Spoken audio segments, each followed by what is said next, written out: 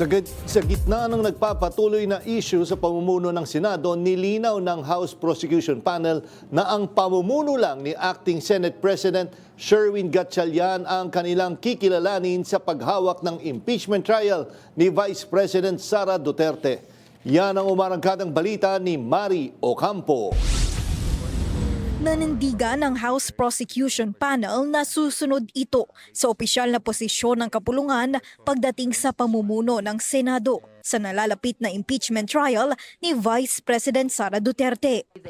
Ayon kay House Lead Prosecutor at Batangas 2nd District Congressman Jervy Luistro, kinikilala ng Kamara ang pamumuno ni Acting Senate President Sherwin Gatchalian. Please understand, kami pong 11 prosecutors ay bahagi ng House of Representatives. As a matter of fact, we are representing the institution. In other words, if the position of the House of Representatives is in favor of the legitimacy of the leadership of Acting SP Gatchalian, then it follows na doon din po kami susunod in as far as notices and orders are concerned.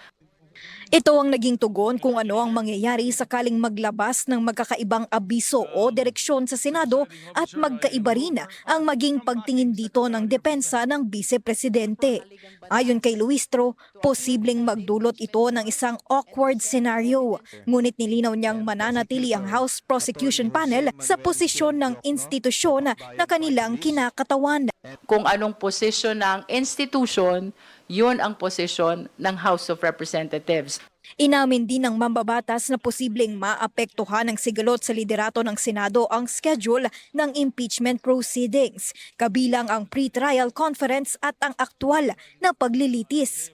Sa kabila nito, tiwala siya na mananatili ang mga nakatakdang petsa ng impeachment trial. Ayon kasi kay Acting SP Gatchalian, napagkasunduan na ng mga senator judges ang timeline ng proseso. So we anticipate na June 18, ang 11 prosecutors po ay a-appear sa impeachment court for the first day of pre-trial conference, and on July 6 para po sa unang schedule ng trial naman doon sa impeachment court. Nakatakdang sumailalim sa pre-trial proceedings ang impeachment case ngayong Hunyo bago tuluyang simula ng presentasyon ng mga ebidensya sa Hulyo. Ako, si Mari Ocampo ng PRTV News, nagsaserbisyo para sa Pilipino.